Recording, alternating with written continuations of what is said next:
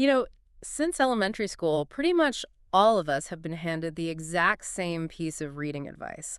Like, you hit a word you don't know, and a well-meaning teacher leans over your shoulder, taps the page, and says, just use your context clues. Right. It is the universal mantra of the classroom. I mean, just look at the surrounding sentence, and the answer will magically reveal itself. Yeah, it's presented as this foolproof trick.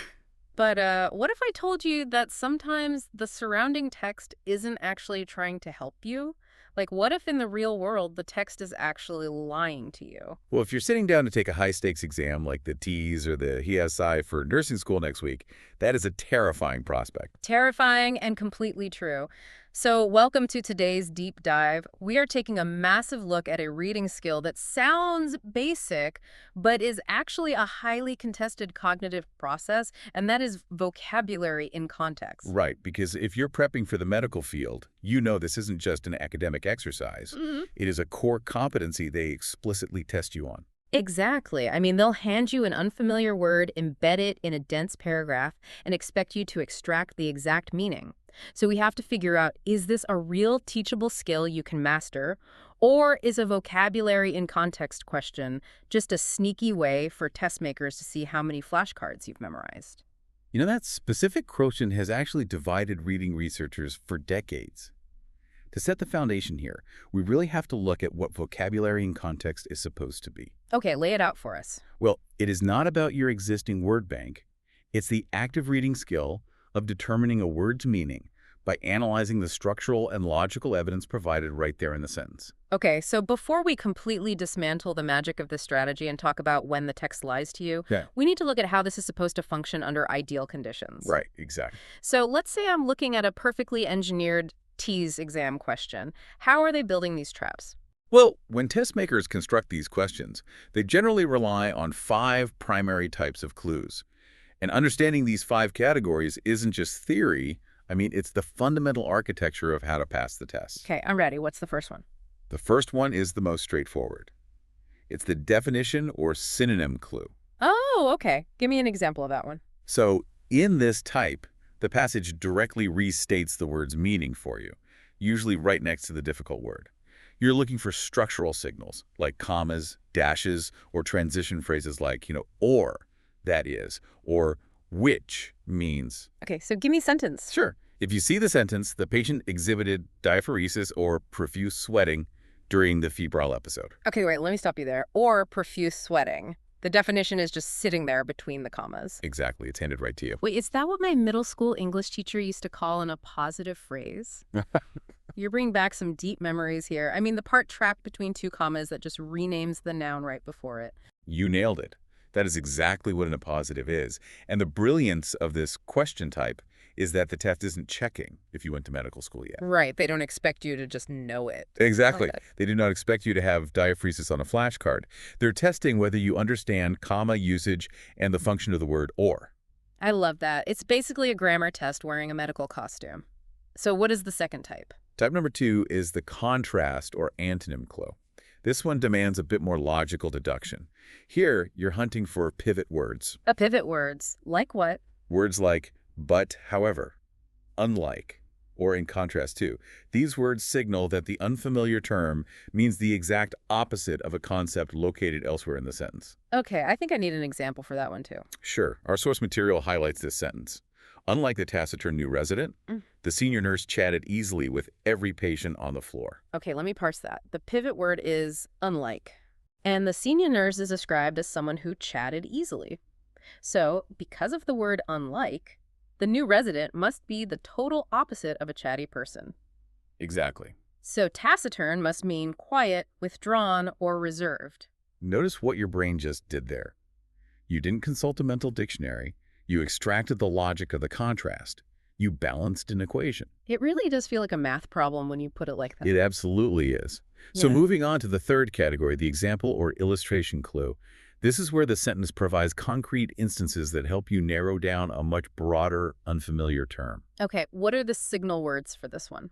You're scanning for phrases like, such as, for example, or including. Oh, yeah, I think I've seen a lot of these in science texts. Like something like, the clinic treats several comorbidities, such as diabetes, hypertension, and obesity. perfect example. Yeah. Even if you've never encountered the word comorbidities in your life, the list of diseases following the phrase such as immediately tells you it refers to co-occurring medical conditions. Because diabetes and hypertension are the puzzle pieces that fit inside the larger box called comorbidities. Right, exactly. Okay, what's number 4? Type 4 is cause and effect. The surrounding sentence describes a consequence or a result that only makes sense if the mystery word means one specific thing.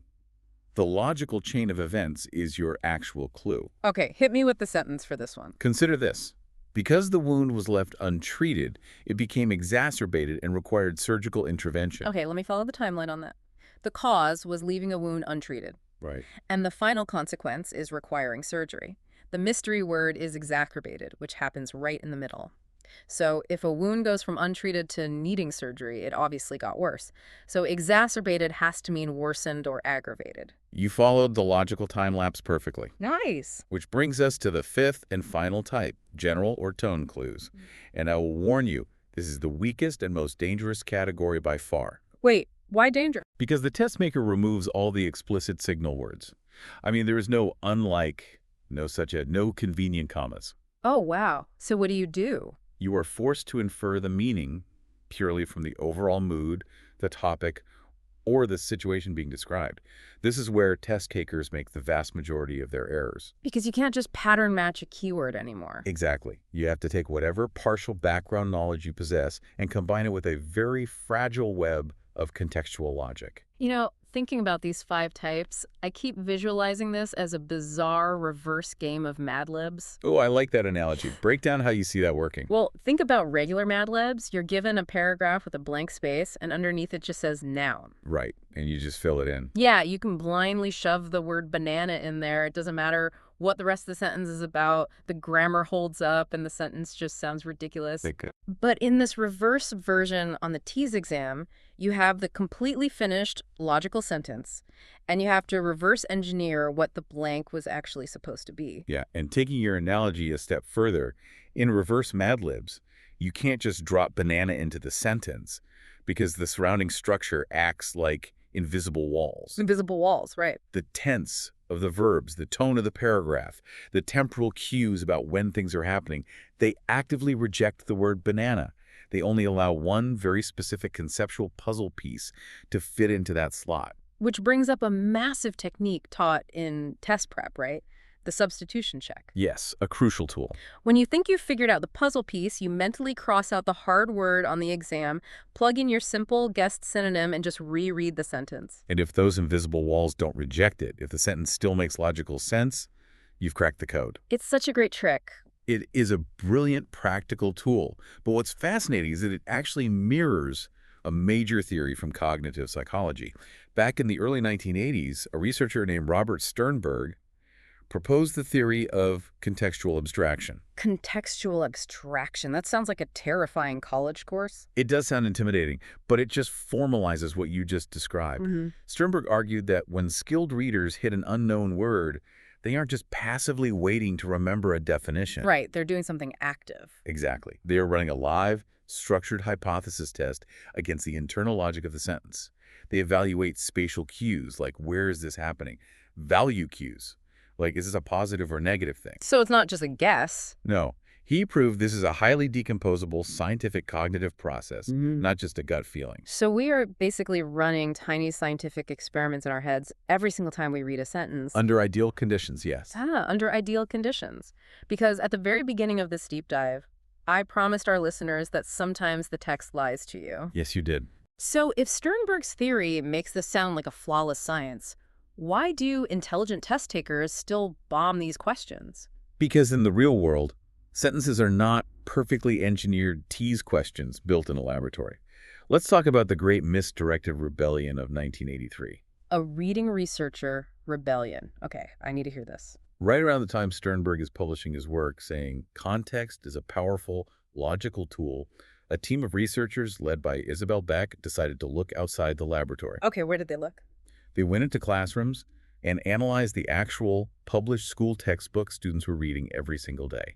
And their conclusion was absolutely brutal. Oh, wow. How brutal. They found that in real-world published text, the context clues surrounding unfamiliar words are frequently weak, completely ambiguous, or actively misdirective. Misdirective. So you're saying the golden rule of just use your context clues is often setting a trap for the reader. Let's run an experiment right now to prove it. I will give you a sentence drawn from the kind of text they studied, and you use your context clues. Okay, I'm ready. Imagine a sentence describing a, quote, fierce, relentless storm that finally abated, end quote. If you do not know the word abated, what do the clues in that sentence tell you? Okay, I'm doing the live hypothesis test. The clues are fierce and relentless. Right. Those are intense, destructive words. So I would naturally assume the storm grew larger or maybe, destroyed a town. I'd guess abated means exploded or worsened. And if you guessed that on an exam, you would fail the question. Abated means it died down or faded away. Oh, the tone of the sentence totally set me up to fail. It built up all this aggressive momentum just to drop off a cliff. That is a misdirective clue.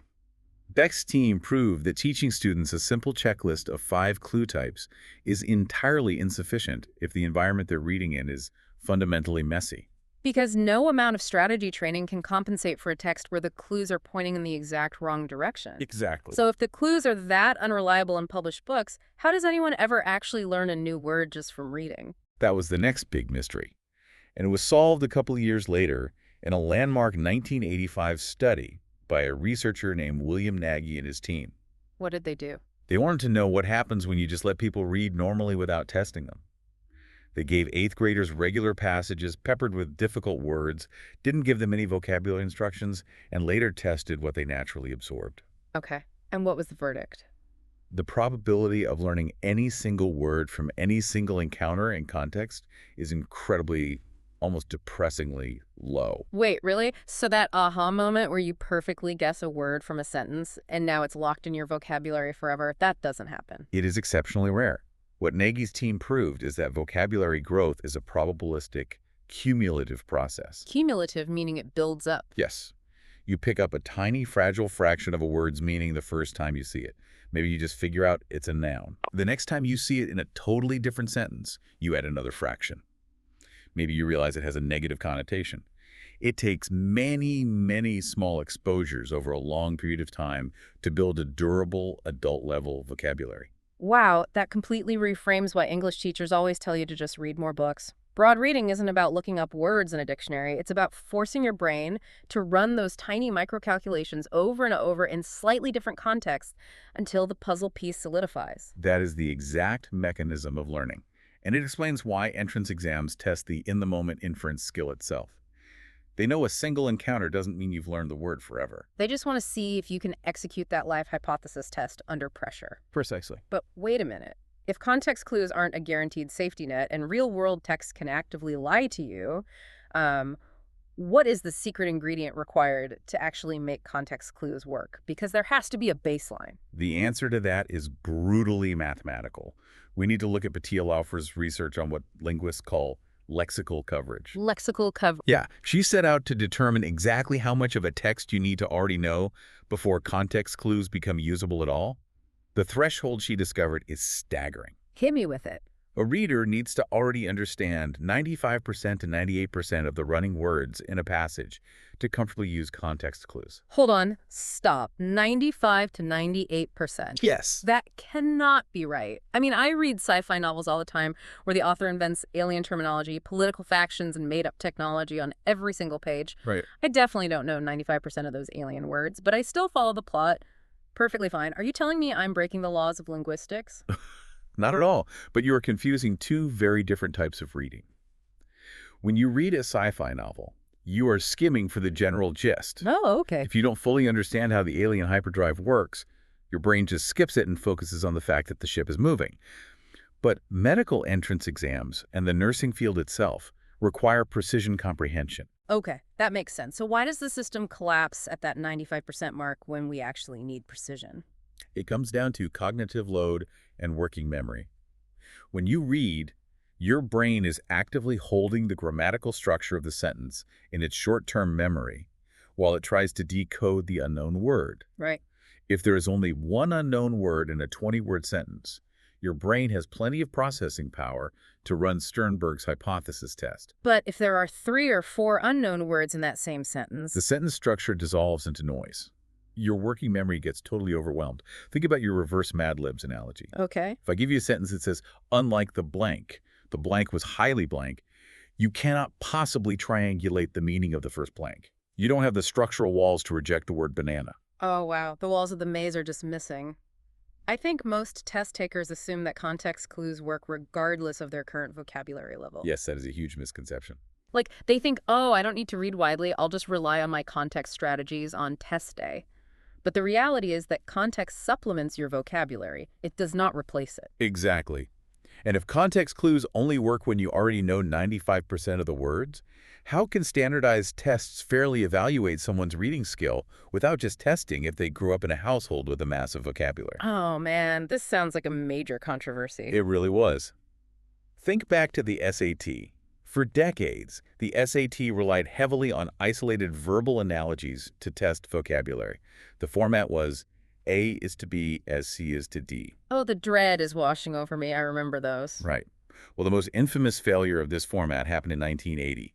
The test featured a question that read, runner is to marathon as oarsman is to. Wait, I know this one. The correct answer was regatta. Yes. Regatta. Like a fancy yacht race. Yes, and critics completely tore this question apart. They pointed out that this wasn't evaluating a student's reasoning ability or their capacity for college-level work. It was evaluating socioeconomic exposure. Exactly. If you grew up in a working-class neighborhood far away from a yacht club, you probably had no idea what a regatta was. And because the word was presented in total isolation, you couldn't even use context clues to figure it out. There was no sentence to help you triangulate meaning. You either knew the rich person word or you failed. Precisely. That single question became the poster child for testing bias. It sparked a decades-long shift in how we assess intelligence and reading skill. So what happened? The College Board eventually dumped isolated analogies entirely. During their massive 2016 redesign, led by David Coleman, they explicitly shifted to a words-in-context model. Oh, so they finally stopped testing whether you had memorized the dictionary and started testing whether you could infer meaning from a complex passage. Yes, and that historical shift explains exactly why the TEAS and the HESI test vocabulary this way today. They are testing in-context inference because that is the actual, tangible skill you need in the real world. Well, let's pivot to that real world. Because for the nursing students listening to this deep dive right now, this is not just an academic exercise or, a neat trick to get into school. Once you get onto the floor of a hospital, this is a high-stakes survival skill. It is literally the difference between safe patient care and a critical error.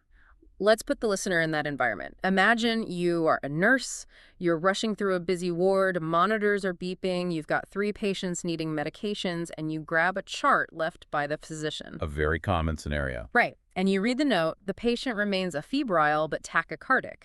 You don't have time to pull out a medical dictionary or pull up an app on your phone. You have to know what that patient's status is immediately. Interpreting a dense phrase like afebrile but tachycardic relies on combining 2 distinct skills in real time.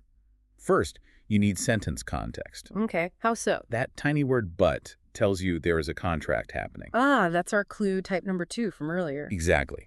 The second thing you need is what linguists call morphemic analysis. Morphemic analysis. Yes, that means inferring meaning from word parts, specifically Latin or Greek roots, prefixes and suffixes. Okay, let's break down those word parts. Afebrile.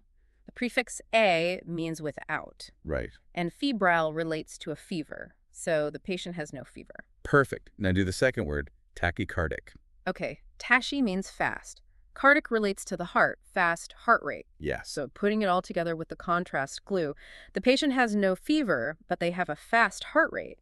You use the root words plus the logical pivot of the word but to instantly comprehend the patient's status without needing to memorize the entire phrase. And your ability to execute that mental calculation seamlessly dictates the speed and the safety of the care you provide. That is incredibly high stakes. It is. And if we broaden the scope even further, this connects directly to one of the biggest issues in modern healthcare, health literacy. Really? How does this specific reading skill affect a patient's health literacy? Well, clinicians have to constantly gauge whether their patients have enough vocabulary and context skills to understand their own care.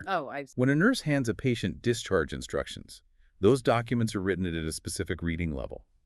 The nurse has to figure out, in real time, Does this patient possess that 95% threshold of background vocabulary we talked about? Right. Will they be able to use context clues to figure out what they need to do when they get home? Exactly. I imagine dealing with words that have multiple meanings is a huge hurdle for patients, too. That's called polysemy, right? Yes, polysemy. Think about the word discharge itself. To a patient, discharge might simply mean being allowed to leave the hospital and go home. Right. But in a medical chart, discharge might refer to an infected fluid coming out of a surgical wound. Context is the literal only way to disambiguate which meaning is being used in a given sentence. Oh, wow. If a patient gets those two definitions confused because they misread the context, the results could be disastrous. Absolutely. So, when a nursing entrance exam asks you a vocabulary and context question, they aren't just checking if you're good at English. They are asking, is this candidate going to be able to safely navigate a medical chart and safely communicate complex ideas to a vulnerable patient? Ultimately, these vocabulary questions are actually reading comprehension questions wearing a vocabulary costume. Success depends on parsing the logic of the sentence, at least as much as it depends on prior word knowledge. Okay, we have covered a massive amount of ground today. Let's do a rapid-fire recap for everyone listening at home, prepping for that exam. Sounds good. Number 1, identify the clue types by their structural signal words. Look for the commas that give you definitions, the unlikes that give you contrasts, and the logical cause and effect chains. Right, look for the architecture. Exactly. Number 2, beware of misdirective clues. Remember that real published text is messy and might try to trick you. Always sanity check your guess by using the substitution technique. Mentally plug your simple synonym back into the sentence and see if those invisible walls reject it. The invisible walls, yes. Number 3, remember Batya-Lelfer's 95 to 98% rule. Context supplements vocabulary, it doesn't replace it. Your working memory will collapse if there are too many blanks. You have to build that base. Yeah, you must build a strong base vocabulary through wide reading for those context clues to even function. And finally, number 4, it is all about live hypothesis testing, not just word recall. You're proving that you can infer meaning under pressure, which is exactly what you'll have to do on the hospital floor. That is an excellent summary of the mechanics. And as we wrap up this deep dive, I want to leave you with one final thought to mull over. Okay, let's hear it. We've spent this entire time looking at how the human brain uses mathematical probabilities, working memory, and the relationships of surrounding words to infer meaning on the fly. Right, the Robert Sternberg contextual abstraction model. Yes, but this raises an incredibly profound question. Isn't that exactly how modern artificial intelligence and large language models work? Oh, wow. Wait, I hadn't thought of that. Think about the architecture of an LLM. It does not actually have a dictionary hard-coded into its system. It doesn't know definitions the way we traditionally assume a computer would. Right, it's just predicting. It predicts meaning and generates text purely based on the statistical relationships and mathematical probabilities of the surrounding words. It's just doing contextual abstraction, but at a massive computational scale. It's basically playing reverse Mad Libs with billions of words at once. Exactly. So, as AI masters vocabulary and context in ways that perfectly mimic human hypothesis testing, will our understanding of what it means to actually comprehend a text have to evolve all over again? Man, that's heavy. If a machine can flawlessly guess the meaning of a word from context without actually knowing anything, what does human comprehension even mean anymore? Now that is a thought to keep you up at night. The next time you sit down to read and you hit a word you don't know, remember, the text might be trying to help you, or the text might be actively lying to you. But at least now you know exactly how to interrogate it. Thanks for joining us on this deep dive, and we'll see you next time.